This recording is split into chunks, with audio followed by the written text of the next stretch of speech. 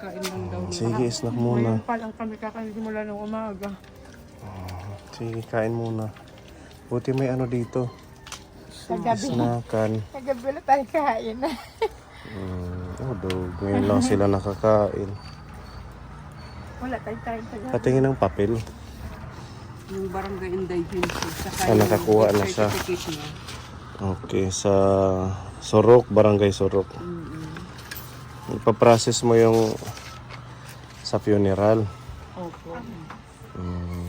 Ano, yung nakakapagtaka, hindi ako pinaiiyak ng asawa ko. Kasi kailangan mo ng lakas. Kailangan mong maging matatag. Hindi, sabot iti ate, kung wala pag-uraw, di ba ate? Kaniya bata nag-inuraw. Silian. Hilian lang nag-inuraw. Kontento hiya kaya nakada makaniya. Nag-effort makintubra para Nag-i-effort. Oo. Malaban hilalong eh. Ha? Sa malaban, kaso hindi siya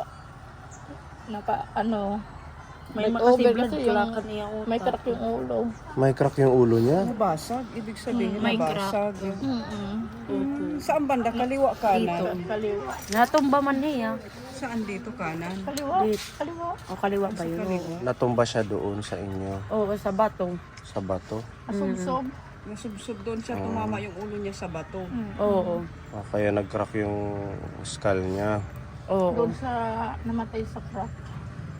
Hindi sa sakit niya, Hindi. kundi doon sa Pagkabago. pagkabago. Kabagok ng ulo niya. Sa ano. Ganun palang nangyari. Nabago. Death certificate.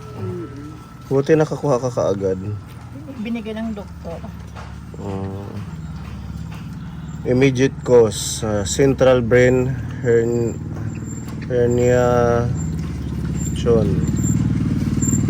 cerebrovascular disease, acute cerebrovascular disease, hemorrhage, right cups, chronic kidney disease, underlying cause stage 5 from chronic glomerulonephritis.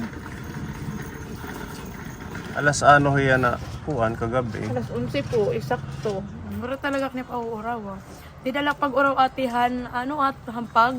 Ang pagpirma niya. Pagpirma ko han tubo. Pagpatubo. Dinala pag-inuraw. Nag-inuro, Madam Jason. Kuan na Nag-inuraw hiya. hiya, baya na hiya. Ang sibaya na nag-inuraw. Nakatubo na hiya.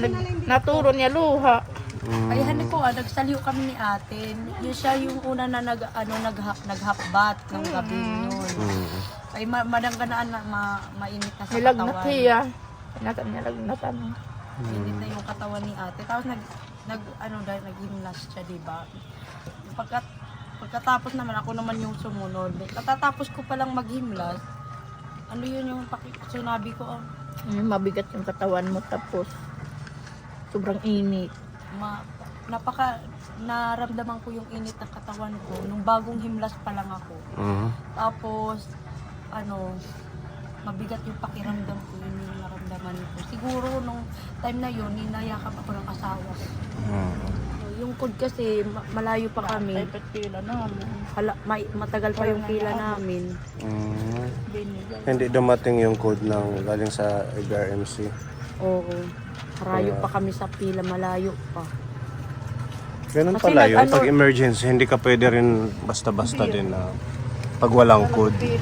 Oo, ganyan talaga. Nag-26 kasi yung niya, yung oxygen. Kaya inano na siya. Tapos ubos, yung mga pumasok na namatay. Ubos sa nakas ko man. Ha? Opo, Namatay lahat yung namatay. nasa ICU. Opo. Ang ubos nga iya kasama. Pipira-tira dito ang ICU. Kasabayan. Ang mga nakasabayan niya, ubos patay. Yung yung natira na lang isa, yung last na pumasok, di ba ate? 50-50 din yun. Yun. Lalaki rin. Grabe, ano? Pero si Kuya Jesus sigurong pinakabata. Oo, yan pinakabata. Opo. Tsaka matagal. Kasi Matagal. nalaban niya. Talagang Eh, kung hindi nabagok yung ulo niya, makaka-recover pa sana siya. kung walang blood clot, ano. Namatay yung ulo. Kaya nag-decide kami na ipunta sa oras. Ikaw na lahat yung mag-explain. Bakit po pala doon dadalhin pa pala ng oras, ano? Andoon po yung magulang namin, tapos yung mga kapatid po, andoon po lahat.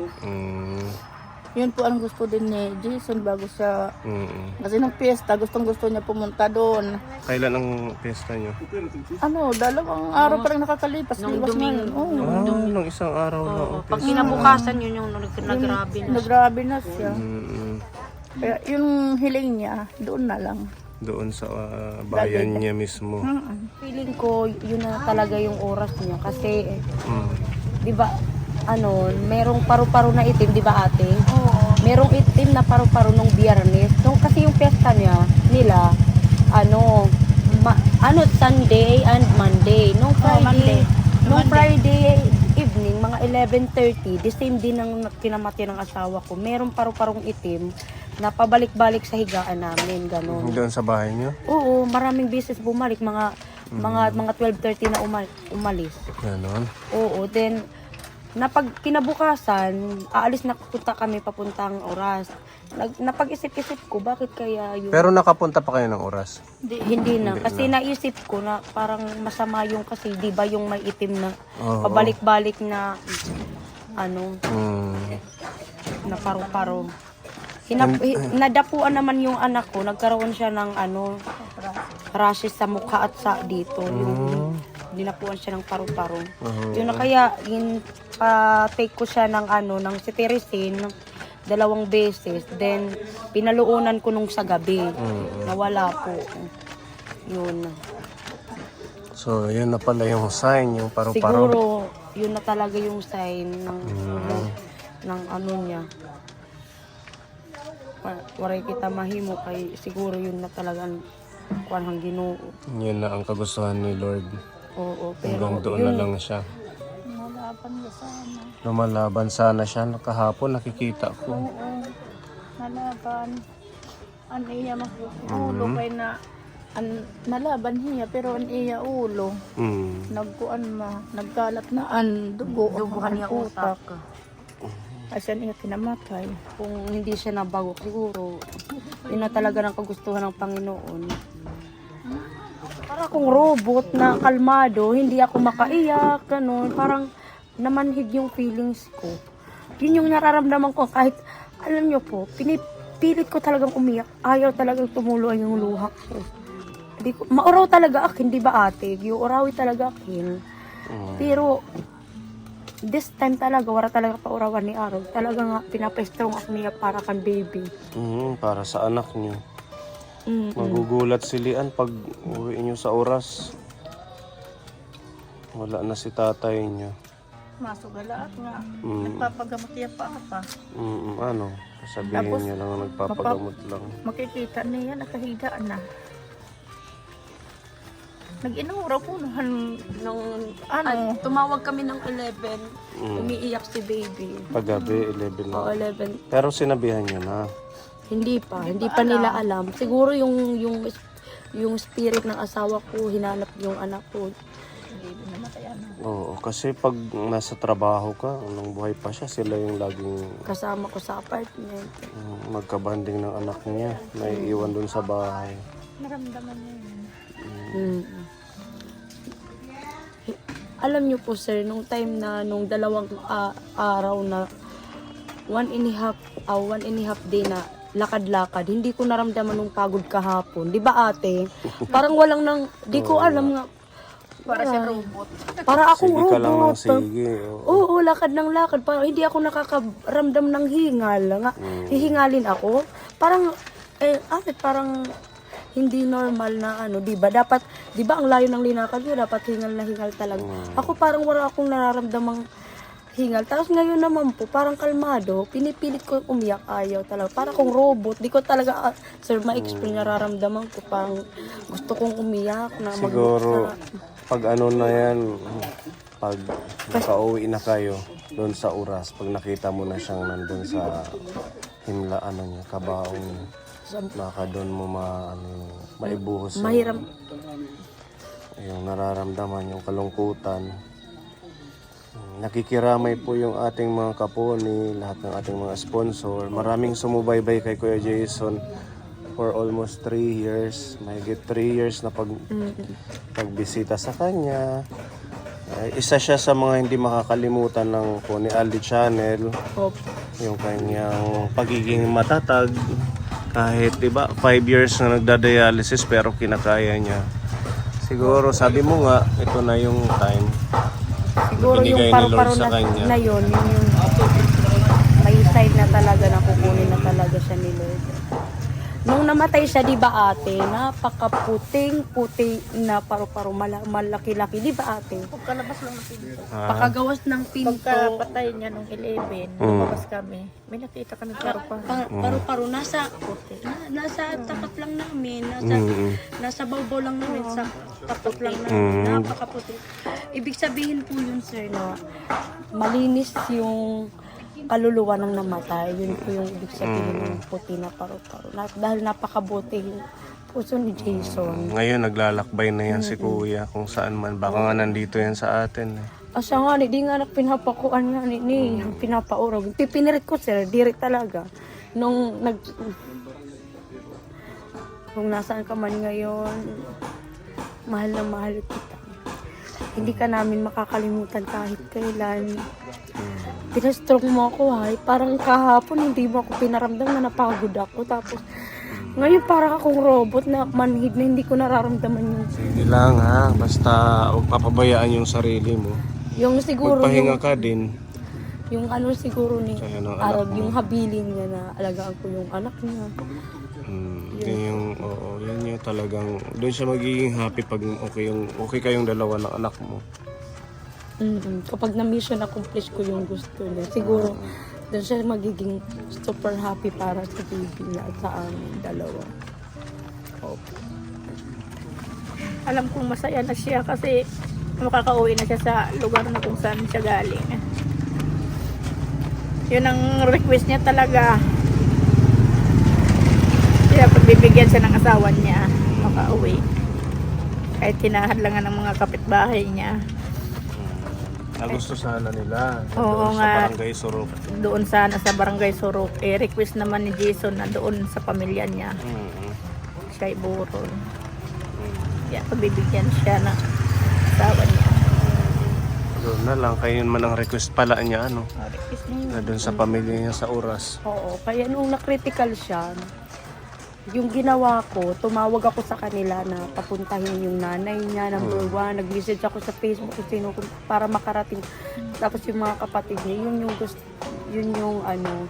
Nung sinasabihan ko siya, parang tumataas yung ano niya, yung oxygen level niya. Parang Pinipilit niya. Oo, Lumalaban. Oo, na lumaban para marinig niya yung mga boses ng kapatid niya.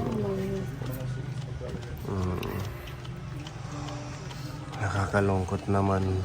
Pero talagang ganun ang ating buhay. Opo, hiram lang natin yung buhay natin dito. Wala natin ibang madadala, kundi yung kabutihang loob po. Totoo Yun yan. po yung i-charge ni Lord sa atin. Napanood ng ating anonymous sponsor kahapon yung video.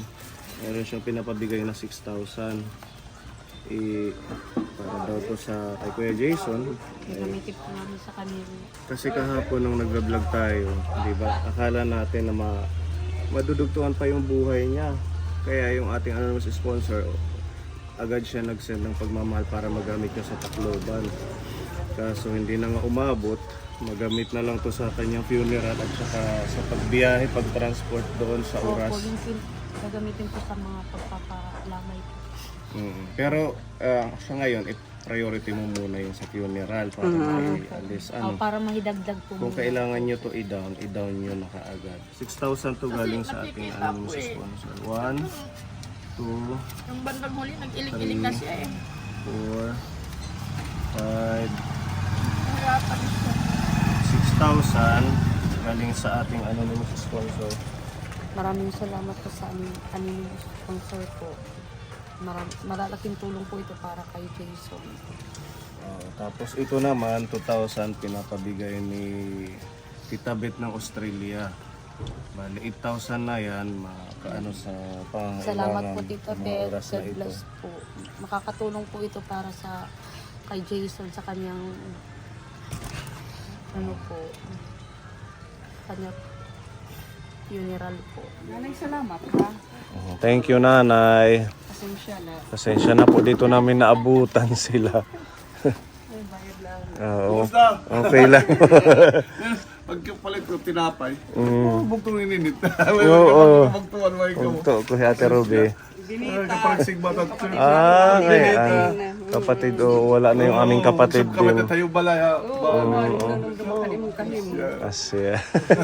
Nagmiminisyonon gaodog kami. Kuwan makayo. Kasi sagit ang meron mission hinga mga Asya, maupay ka dapat yung nabubuling. nakakabulig hapit panaro talagod ti. Sige sir, thank you. Sige po. Dinhit ira. Buwan. Favorite bag niya. Ito yung flashlight niya, yung kalot niya. Oh, dog. Ito yung paborito niyang bango. Then yung eyeglass niya. Meron pa siyang perfume, oh, dog. Yun po. Love story. Ito. Love story talaga yung ano ba to? Tatak ng perfume niya. Oo ha, may love pa. Ito po yung iaano ko doon sa kanya. Yung kalo iaano sa ano ko sa babaw ng ano kabaho. Parang ito yung bigay ng ating sponsor. Opo. No? Yun yung palagi yung sinusuot araw-araw. Opo. Ito po yun.